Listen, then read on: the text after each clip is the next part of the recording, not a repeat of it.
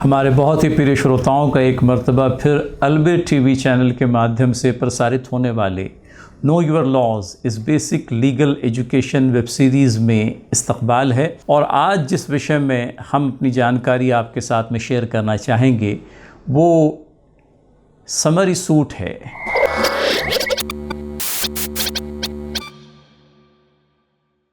Summary suit हमारे वकील बंधुओं के लिए और हमारी वकील बहनों के लिए कोई नई बात नहीं है, लेकिन हमारा आम सा नागरिक इस बारे में कम जानकारी रखता है। हमने उचित जाना कि अपने नागरिकों के लिए भी और ख़ास करके हमारे नवोदित वकीलों के लिए इस समरी सूट की जानकारी दें। श्रोताओं, आप जानते हैं कि दीवानी प्रक्रिया संहिता के चलते मामलों को न्याय निर्णीत होने में बहुत समय लग जाता है, लेकिन समरी सूट अपने आप में एक अपवाद है। आमतौर पर यह माना जाता है कि right to defend is an inbuilt right which is given to a person in accordance with our judicial system. You see, किसी भी आदमी को अपने मामले में बचाव करने का अधिकार एक ऐसा मूलभूत अधिकार है जो न्यायालयीन प्रक्रिया के तहत उसे हासिल है। ऐसे नहीं हो सकता कि किसी आदमी को उसकी बाजू कोर्ट में रखने के बग़ैर या उसकी बाजू कोर्ट में पेश करने का आप कोई मौका ही न दें। आपके प्रतिस्पर्धी को अपना पक्ष पर्याप्त रूप से कोर्ट में रखने का अवसर प्रदान किए बग़ैर अगर कोर्ट मामले का फ़ैसला कर देता है तो ये नैसर्गिक न्याय तत्वों के अधीन नहीं होगा, बल्कि उसका विपर्यास करने वाला निर्णय होगा। समरी सूट लेकिन इस जनरल प्रिंसिपल में अपने आप में एक अपवाद है। कभी कभी आपके प्रतिस्पर्धी के ख़िलाफ़ में आपका जो मामला है वो इतना परिपूर्ण होता है कि आपके प्रतिस्पर्धी के पास में अपना बचाव करने के लिए कोई साधन ही नहीं रह जाता। इसमें ख़ास करके बैंक के मामलात को ले लीजिए। किसी आदमी को अगर समझ लीजिए कोई कर्ज़ दिया जाता है तो पता नहीं कितनी जगह पर उसकी दस्तखतें ली जाती है और उसको मालूम भी नहीं होता कि वो कहाँ दस्तखत करता जाता है। उसको पैसों की निकड़ होती है, आवश्यकता होती है, बस बैंकर उसे कहता है यहाँ दस्तखत कर दो, वहाँ दस्तखत कर दो, और वो बेचारा बस आंख बंद करके दस्तखत करता ही चला जाता है। अब इतने पेपर्स पर उसकी दस्तखत ले ली गई है कि कल को समझ लीजिए वो लोन लौटाने में असफल रहा, तब तो इतने सारे डॉक्यूमेंट्स के चलते कोर्ट बैंक के हक़ में ही फ़ैसला देने वाला है, सिवाय इसके कि कहीं कोई टेक्निकल डिफेंस आपको हासिल हो। मेरे कहने का मतलब ये है कि अगर समझ लीजिए कोई पैसों के लेन देन का मामला है, रिटन कॉन्ट्रैक्ट को बेस करके किसी प्रकार का कोई व्यवहार हुआ और उस व्यवहार के चलते अपने प्रतिस्पर्धी से आपको कोई पैसा वसूलना है, आपने किसी को कोई यूँ कह लीजिए कि सामान सप्लाई कर दिया, गुड्स सप्लाई कर दिए, और वो गुड्स सप्लाई करके आपने जो भी डॉक्यूमेंट्री प्रूफ था वो अपने प्रतिस्पर्धी के ख़िलाफ़ पहले ही अर्जित कर रखा है। आपके पास में डिलीवरी चालान है, आपके पास में इनवॉइस है, आपके पास में दोनों के बीच में ये जो माल सप्लाई करने का कॉन्ट्रैक्ट हुआ था उसके क्या टर्म्स और कंडीशंस थे, उसमें क्या शर्तें तय हुई थी, इसका बाकायदा एक रिटन कॉन्ट्रैक्ट मौजूद है। तो ऐसी सूरतों में वकील अपने क्लाइंट्स को इस बात का मशवरा देते हैं कि आप एक रेगुलर सूट दाखिल करने की बजाय समरी सूट दाखिल कर दें। समरी सूट जिसमें बचाव का अवसर यूँ कह लीजिए कि आम तौर पर आपके प्रतिस्पर्धी को हासिल नहीं होता। इस बात को अच्छी तरह से समझिए। Ordinarily a defendant has a right to defend his suit, but in summary suit it is other way round. The defendant, in the usual course of the things, do not have right to defend. He in fact is required to earn for himself the right to defend the suit filed against him. उसे ये हक court से अर्जित करना पड़ता है, और वो कैसे अर्जित करता है मैं थोड़ी सी जानकारी इस सिलसिले में आपको दूंगा।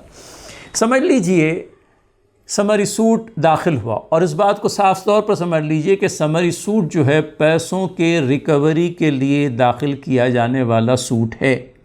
समरी सूट को आप यूँ समझ लीजिए कि पैसों की रिकवरी के लिए ही समरी सूट दाखिल किया जा सकता है। अगर आपका प्रॉपर्टी डिस्प्यूट है तो प्रॉपर्टी डिस्प्यूट का न्याय निर्णय समरी सूट के माध्यम से नहीं होगा। प्रॉपर्टी रिलेटेड डिस्प्यूट्स के लिए आपको रेगुलर सूट या स्पेशल सूट ही दाखिल करना होगा। लेकिन पैसों की रिकवरी का दावा है आपके पास में, आपके प्रतिस्पर्धी के ख़िलाफ़ में पर्याप्त रूप से सबूत मौजूद हैं, आप समरी सूट दाखिल कर लें। समरी सूट दाखिल करते समय आपको जो पैसा आपको रिकवर करना है वो इतना ही रिलीफ है जो कोर्ट आपको देगा। ज़्यादा से ज़्यादा अगर समझ लीजिए इंटरेस्ट वसूलने के अंदर में आप यकीन रखते हैं तो आप चाहें तो इंटरेस्ट वसूल कर लें। दावे में आपका जो ख़र्च हुआ है उस ख़र्च को वसूलने का अधिकार भी आपको समरी सूट में हासिल रहेगा। हालांकि ये दावे का ख़र्च वसूल करने का जो आपका अधिकार है ये दूसरे दावों में भी आपको मिलता ही है। अब ये समरी सूट दाखिल होने के बाद में प्रोसीजर जो है वो 2 टायर प्रोसीजर है। आपने समरी सूट दाखिल कर दिया, कोर्ट ने आपके प्रतिस्पर्धी के ख़िलाफ़ समन्स फॉर अपीयरेंस जारी कर दिया। ये पहला समन्स है जिसे हम समन्स फॉर अपीयरेंस कहते हैं। समन्स फॉर अपीयरेंस अपने आप में आपसे सिर्फ इतना चाहता है कि उसकी प्राप्ति के 10 दिनों के भीतर कोर्ट में जाकर के आप अपना अपीयरेंस दाखिल कर दें। अपीयरेंस से हमारी क्या मुराद है? आप अपना एड्रेस मेमो, आप जिस पते पर रहते हैं वो पता, अगर आपने वकील इंगेज किया है तो वकील का वकालतनामा, अगर आप स्वयं अपना मामला लड़ना चाहते हैं तो कोर्ट को इस बात का न्योता दे दें कि आपका समन्स मुझे मिल गया है और आपकी समन्स की तामील करते हुए मैं कोर्ट में हाज़िर हो गया हूँ। हमारी कानूनी परिभाषा में इसे पुरशिस कहते हैं। तो एक अपीयरेंस पुरशिस और दूसरा आपका मेमोरेंडम ऑफ एड्रेस। ये कंप्लायंस अगर आपने समन्स की प्राप्ति के 10 दिनों के भीतर कर दिया, समन्स फॉर अपीयरेंस का कंप्लायंस हो गया। ये पहली स्टेज है। इसके बाद की जो दूसरी स्टेज है, the second tyre of the proceeding which is more important, rather all important stage in a summary suit. अब आपके लिए अगली बार जो समन्स आएगा वो समन्स फॉर जजमेंट होगा। लेकिन समन्स फॉर जजमेंट जारी करने के लिए जिस व्यक्ति ने दावा दाखिल किया है उसे कोर्ट को बाकायदा एक एप्लीकेशन देना होगा। इस एप्लीकेशन के अंदर में उसने जो आवश्यक बातें लिखनी है वो आपको CPC के ऑर्डर 37 के अंदर में मिल जाती है।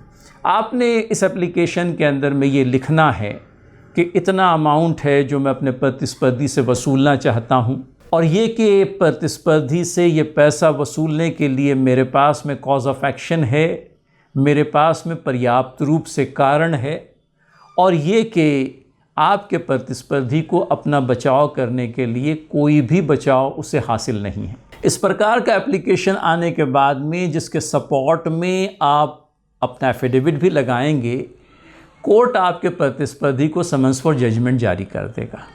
और ये समन्स फॉर जजमेंट जारी हो जाने के बाद में आपके प्रतिस्पर्धी के लिए आवश्यक हो जाता है कि उसकी प्राप्ति पर अगले 10 दिनों के अंदर में वो कोर्ट के सामने अपना आवेदन दे कि मैं इस मामले के अंदर में बचाव करना चाहता हूँ और ये कारणों के चलते मुझे इस मामले के अंदर में अपना बचाव करने का अवसर दिया जाए। हमारे यहाँ कहते हैं लीव टू डिफेंड। कोर्ट आपको इस बात की परवानगी दे, कोर्ट आपको इस बात की इजाज़त दे कि आप दावे के अंदर में बचाव कर सकें। मैंने आपसे पहले ही कहा था कि समरी सूट के अंदर में defendant does not have an inbuilt right to defend.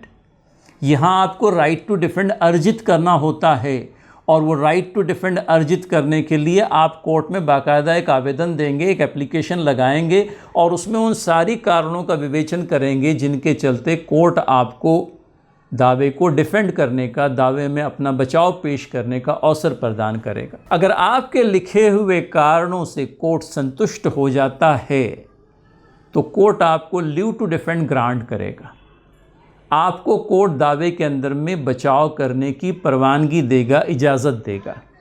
और ये लीव टू डिफेंड अगर आपको मिल जाती है तब ही जा कर के आप समरी सूट में अपना डिफेंस दे सकते हैं।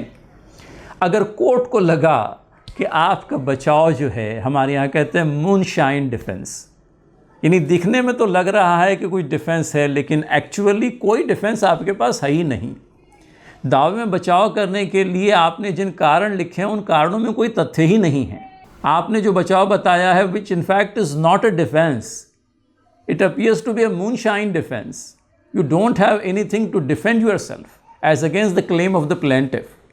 अगर वैसा कहीं कोर्ट की समझ में आया कि आप सिर्फ अल्फाज का खेल कर रहे हैं, आपके पास में बचाव करने के लिए कोई पर्याप्त कारण नहीं है, आपके ख़िलाफ़ में डिफेंडेंट के पास में इतना मटेरियल है कि आपका डिफेंस जो है हो ही नहीं सकता, कोर्ट आपके डिफेंस करने की परवानगी मांगने वाले एप्लीकेशन को रद्द भी कर सकता है।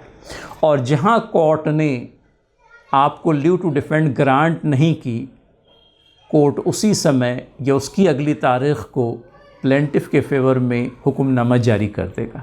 तो आपने देखा समरी सूट का एडवांटेज।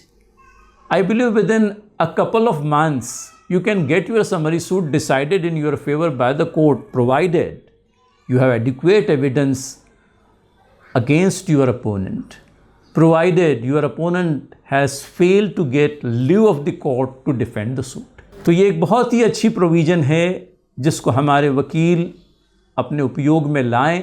ऑफ कोर्स ये उन्हीं मैटर्स में आप दाखिल कर पाएंगे जिन मैटर्स को ऑर्डर 38 लागू पड़ता है। हर एक दावे को समरी सूट का स्वरूप नहीं दिया जा सकता।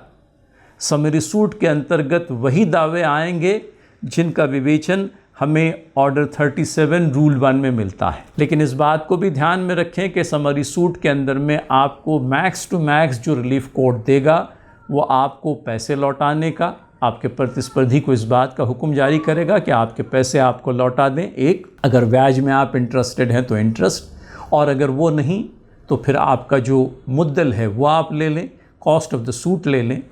इस तरह से आपका दावा with in a very limited time frame can be decided in your favour. So let us take recourse to summary suit as and when there is an opportunity for doing so. आज के लिए बस इतना ही। आइंदा episode में फिर आपसे मुलाकात करने का वादा लेकर, बल्कि वादा देकर आपसे विदा लेना चाहेंगे।